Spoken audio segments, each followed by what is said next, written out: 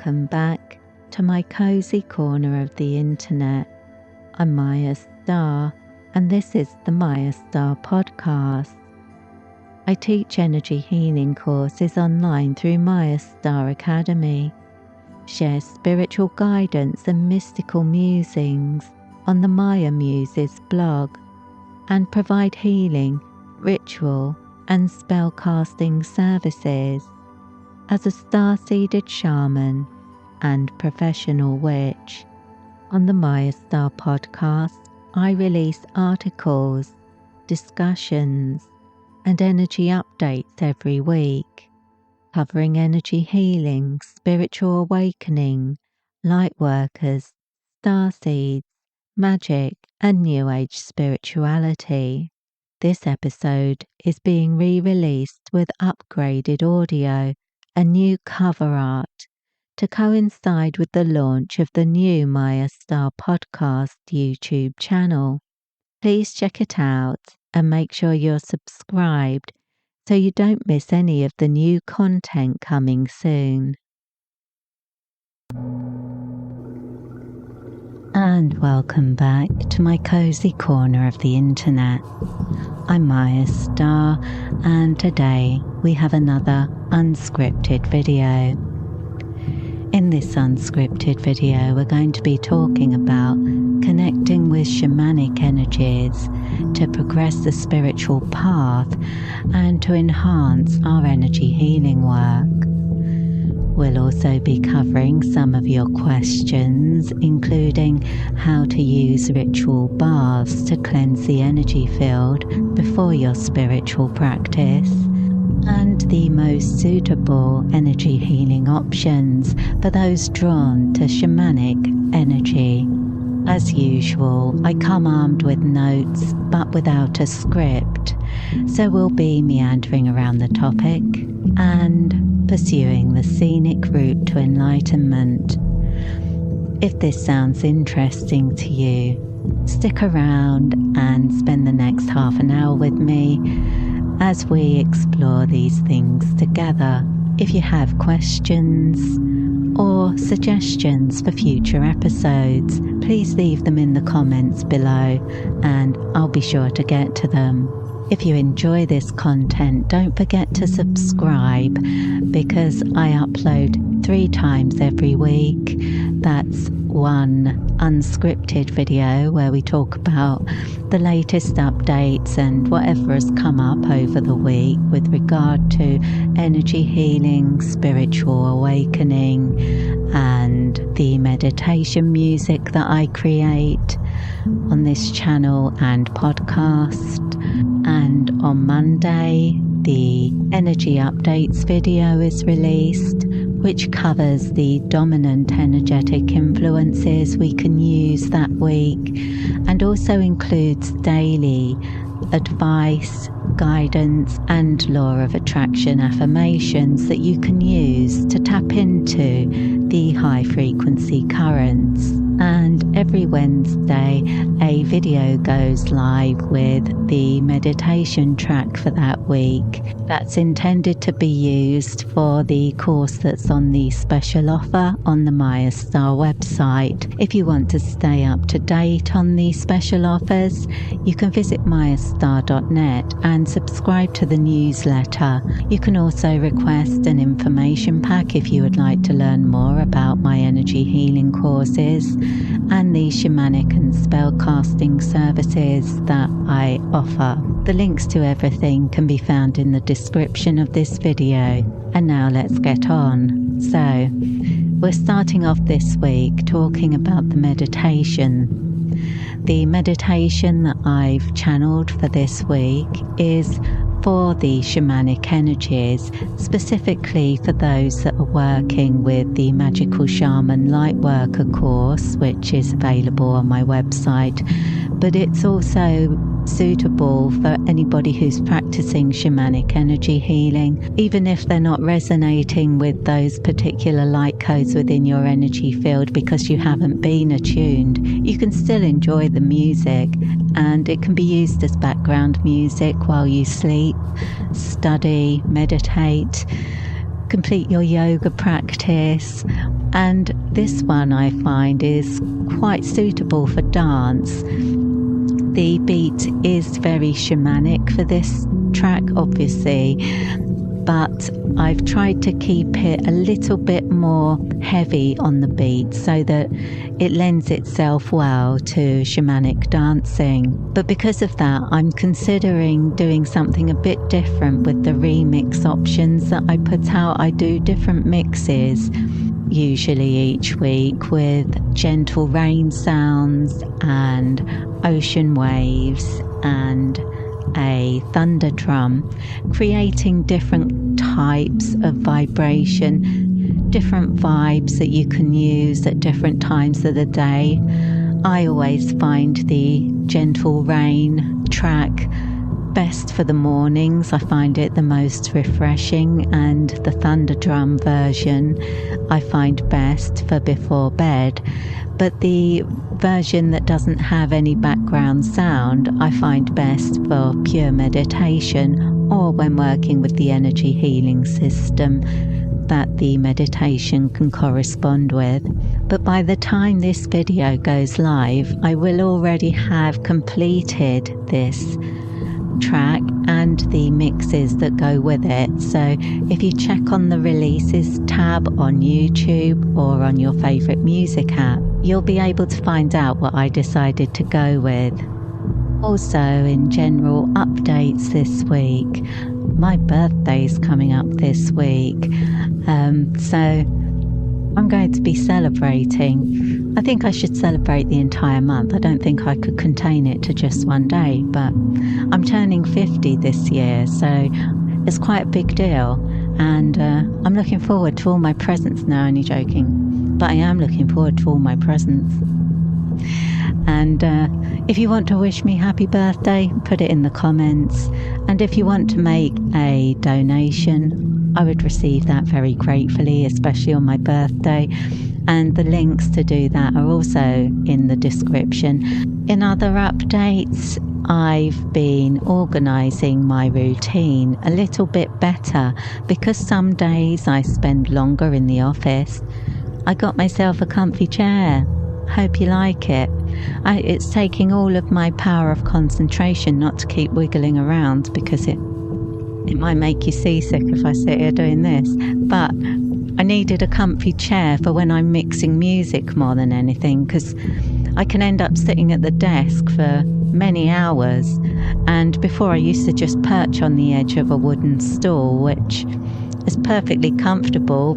I'm not the sort of person who likes to sit back in a chair, but sitting perched on the edge of a hard wooden seat for, I don't know, sort of 5 hours at a time could get quite uncomfortable. So in the end, I invested in a comfy seat so that I can relax and enjoy those days where I'm spending longer sitting down. Although at the moment, because the full moon is coming up, I'm actually spending more time in the temple than anything else, completing spells and shamanic rituals for people, but also preparing for the luring moon that's coming up. That's going to be very popular, so I might have to split it into 2 workings, see how that goes. I only split the initial ritual, the opening ceremony and the closing ceremony. I perform in 2 rituals on the same day if I get to the point where it's hard to do them all in one ritual because it runs too long. But then the rest of the workings, the rest of the spell castings for that intensive, no problem to do in one session. It's not as long as the opening and closing ceremonies. And I've really organised my routine to have more flexibility at the moment because I'm dedicating extra time to creating the meditation music. I really had to be quite rigid with how I organise the rest of my work. So at the moment, I'm doing the attunements for people early in the morning, get up early and do that first thing before I actually start the day proper. But I've often done that because that is the time that I feel most tuned in. So that that's when I send the attunements, and it also allows me to do the certificates when I first get into the office. So that's smoothed out that part of the routine. Then during the day, I can be creating music and doing the things that are more enjoyable. When your work involves the things that my work involves, I suppose it is more enjoyable, because whatever work I'm doing is always related to something that I'm very interested in. So creating the music, and also doing things like editing videos and that, where it's good to have this comfy chair for editing videos, because that's another thing that can take a little while. And then in the evenings, I sit down, have a meal, watch TV and those kinds of things, generally chill out before I start the temple work, which it depends how much work I have to do. Usually I start from about 9 o'clock. Occasionally I start from about 7 o'clock. And those rituals, again, depending on how much work I have to do, could go on till somewhere between 10 o'clock and midnight, 1 o'clock. Really depends, very variable. So I'm very flexible, accommodating last minute spells and that sort of thing, because I always leave that time available. Obviously, on days where I'm working until 1 or 2 o'clock in the morning doing spells for people, I don't then get up early to do attunements the following morning. But I set up attunements within 3 days of somebody ordering the course. So there's still flexibility for me to get those attunements set up. I wouldn't be doing magical work until 2 o'clock in the morning 3 days in a row anyway. And regular viewers may have noticed something else that's a bit different. The quality of this video should be massively improved by the fact that I'm recording it on my mobile phone rather than the webcam. I actually upgraded to this phone with a view to doing that, but then you have to test things out. You've got to get the camera in the right position, you've got to get the sound recorded and matched up and all those things. So I wanted to experiment a little bit first so that I could be comfortable with the setup. And now I'm comfortable with the setup, I hope this is a much better quality video for you, more enjoyable if you're actually looking at the screen. If you're listening to the podcast, I'm sure you don't care. But if you are listening to the podcast, why not go over to YouTube and have a look for yourself? Look at the difference between the last episode, which was recorded on the webcam, and the new one, which is recorded on my mobile. World of difference. And I wanted to shout out one of my regular commenters on YouTube, Lily. She comments on many videos and often on the live streams as well. And I wanted to say thank you. I really appreciate it. And thank you for your questions as well, because all 3 questions this week came from Lily. So I wanted to say thank you, because I feel like when somebody's asking questions, it does make these videos a bit more interesting for viewers who also have questions. It means that I'm able to address things that people want to know, rather than trying to think off the top of my head what they might want to know. It definitely makes a difference. So thank you, Lily. And please keep the comments coming. I really appreciate it. So Lily's first question this week. This was an older question, actually. This was a bit of an older one submitted by email, where she asks, I feel drawn to pursue shamanic energies. I've recently completed the Amadeus course, and she wanted to bring in animal energies, but wanted to know what would be best. There are actually 2 courses that can help you if you want to connect with animal energies. There's the Animal Medicine Empowerments course, and also the Lightworker Animal Empowerments. And I can't really say that one is better than the other. I personally ended up working more with the Lightworker Animal Empowerments, but that's just me, and that's just because the energies that you're attuned to in that system resonated more strongly with me, and I use them more often. For me, that one was more important for connecting with bear energy, but also with butterfly and swan and fox, and also cat and wolf energies. So for me, that system became one that I used more often. I am a little bit biased, therefore, in favour of that. But with the animal medicine empowerment, there is dolphin energy, bat, dragon energy, jaguar energy, and spider energy that I have connected with using that system. So I can't exactly say. I would have to recommend that you read the detailed description on the website and see which animal medicine you feel strongly drawn to make sure you pick the one that has the option that works best for you. But also there is the Magical Lightworker program, which I think is a good option if you're pursuing shamanic energy healing. In addition to the Magical Shaman Lightworker, the Magical Lightworker program helps you to connect with different kinds of spirits, so that's a very good one. And also the Ethereal Crystals Healing course will help you to learn the properties of different stones and things like that you can bring into your practice to make it a little bit more precise. But also there's the Dark Moon Mother Protection and Elemental Pentagram and Magic Circle Empowerments course. They can be invaluable if you're developing a personal shamanic practice, learning to create an energy circle, to carve out the sacred space. That's really essential. And because I'm addressing this to Lily, and you are already a Reiki master, you could also consider Mahyoho Reiki, which is a very shamanic system to work with, but does require you to be an Usui Reiki master before you can be attuned to it. And another question that we have is about creating a ritual bath practice for clearing the energy field before you receive an energy attunement. So as a preparation and part of your own rituals for that. And she was looking for recommendations of things that she might include, and explaining that she's already including lighting candles on the four corners of the bath and using crystals in each corner to create a crystal grid. And what else could she use? Well, my recommendation in this instance would be to add some sea salt to the water.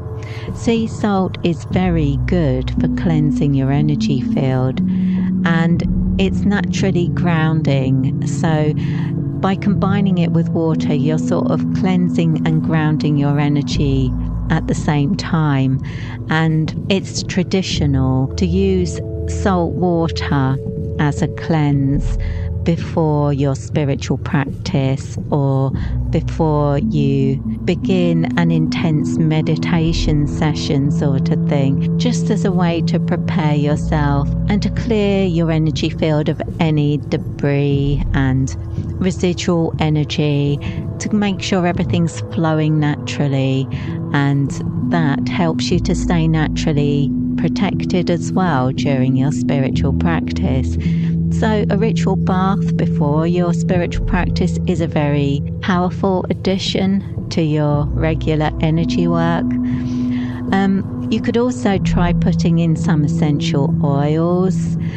Clary sage is very good for opening up your psychic senses. I actually find pine very good before certain types of rituals. It's a very protective energy and naturally very cleansing as well. And usually anything you find that's going to be grounding also is good for cleansing negative vibrations. And you might also consider lavender oil as an option for deeper relaxation. Or if you're me and you just enjoy the smell of patchouli, you might use patchouli oil in a ritual bath. Because if you're going to be repeating this ritual, then you will come to associate whatever scent you place in the bath with that process. So that can help you in the future. If, for example, use that as an example, example, if you were to put patchouli oil in your bath with some salt before your ritual practice or before your energy healing practice on a regular basis, and then you wanted to feel more grounded and protected later on, you might choose to wear patchouli oil as a perfume because you have that association and experience to allow it to change your frequency and your mindset. And you can really get into it and research all the properties of different oils and things that you might want to try out. Or if you're me, you might use normal perfumes and develop quite an enormous collection of perfumes that you use for different types of spells and rituals, and when working with different types of energy healing. So that's something that I've done over the years, and I recommend it. I don't suppose it would be helpful for all people. Not everybody has a finely tuned sense of smell, but because of my sensory processing disorder, it works really well for me.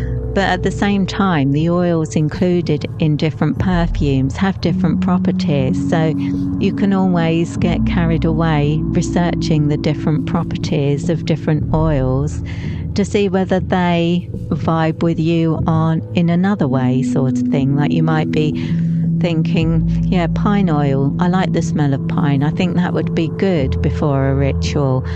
And then you might think, okay, so pine has got some solar energy, it's got solar associations, so perhaps I would like to visualize the healing rays of the sun during my bath ritual to enhance the process. And so that's how your natural rituals can develop. It's just a case of following the steps and keeping yourself to a bit of a routine so that it becomes a personal ritual. And then the more often you do it, the more powerful and meaningful it can become for you. So yeah, my tip would be to add salt and to start tying the ritual to a particular scent. But don't take my advice when it comes to what scent you use. Look for what works for you, what means something to you, because those are the rituals that you'll keep using, and those are the ones that will be the most powerful. I mean, the rituals that are the most powerful are the ones that you use. The ones that you learn and then never perform again, they're not going to be the most powerful rituals, are they? So look for what means something to you and then be consistent in your practice. I don't think a week ever goes by when I don't say be consistent in your practice, does it? And the final question this week was, are you going to be offering rune or tarot readings again? This one's a bit difficult. I did offer rune and tarot readings over the years, up until about maybe a year ago. And I think really it was when I started creating content for YouTube and spending extra time focused on creating music.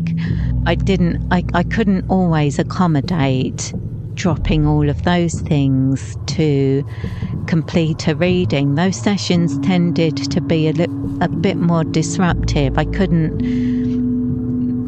find a specific place for them. As I said, the attunements I do first thing in the morning, then I go into the office and I do whatever admin needs doing and social media type stuff. And then usually in the late morning and early afternoon, I'm doing something creative, and finally finishing off the day with any spell casting and magical work in the temple late in the evening. But when it came to accommodating tarot and rune readings, I found that disruptive to my creative process. So for the time being, I'm not offering them. I may do again in the future, but if I do, it will only be to newsletter subscribers. It's not something I will make publicly available because I wouldn't be able to accommodate the numbers. But if I do make readings available, it will probably be for special offers through the newsletter. So just make sure you stay subscribed and I will keep you updated. So if I do offer that as an option, you'll be the first to know. And as I mentioned earlier, the current special offer is for the Magical Shaman Lightworker course. The special offer newsletter for that will be going out this morning.